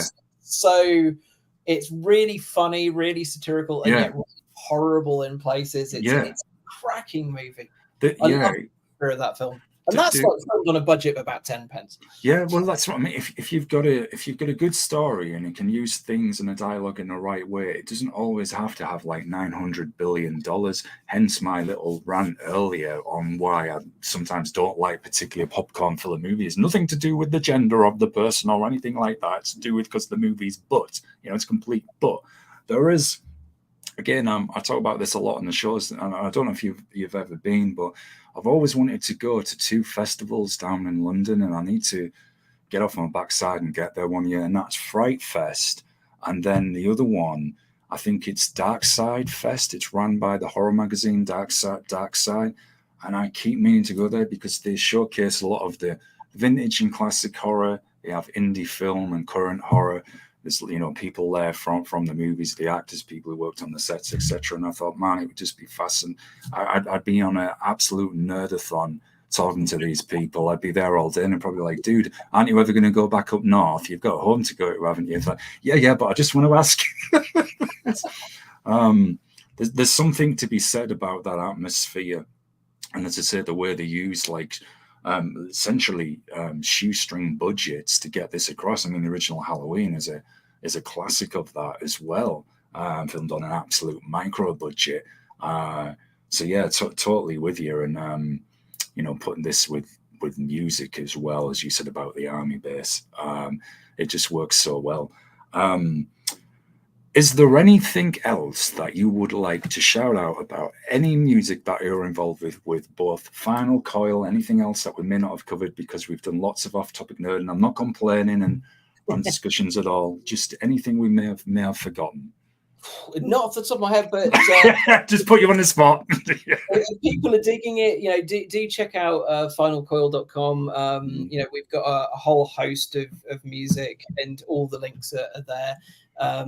The EPs we did recently, Somnambulant 2 particularly, which was like a lockdown EP, that was kind of the start of the trip hop stuff, really. And that's kind of like, if you're digging something a bit more atmospheric, those were kind of like atmospheric sort of trip hop reimaginings of some of our heavy material. So that was Somnambulant 2 and 1 for that matter. If you prefer the heavier stuff, then definitely go for The World We Left Behind for Others, or for Persistence of Memory. But finalcoil.com will get you links to all of those things. And of course, you can find us on Facebook and Instagram and Twitter and all the other places. Not on OnlyFans yet. I'm not so keen on that. Yeah, that's a whole other show. I don't think, and unless we can persuade Richard, he's a very attractive guitarist. But well, man, honestly, it's been a pleasure talking with you. I've really enjoyed it, folks. I will put all the links to where you can find Final Coil on the web in the description. As always, YouTube does take some time processing, so it will be there when it's there, folks. Be sure to follow and subscribe. Yes, I did just forget the name of my own show. Be sure to subscribe and follow Fed Up to stay up to date on everything that we do here, and especially if you like off-topic moments as well. I will be back tomorrow with the band are going to kill me, and I've forgotten who tomorrow's guest is, but I know I'm here kind of same time. I think it's a prog metal band from the West Coast in the States. Something Aegis. Anyway, usually live here every day, folks. Get at me if you would like to join me on the show and be a part of the lesson in when things can evaporate from one's mind. Anyway, I shall see you again soon. Don't forget to follow Fed Up everywhere as well. If you search for Fed Up, I'm there. But anyway, yeah. So again, shout out to Phil, shout out to Chris and Paul at Imperative PR as well. Greatly appreciate it. Thanks for setting this up, guys, as always. And I'll see you on the next episode, y'all. Take care. Peace out for now. And definitely check out all the Evil Dead movies as well. Listen to Final Coil whilst you watch them. There you go. Best of both. Do that. Okay, folks. I'll see you tomorrow. Peace out for now.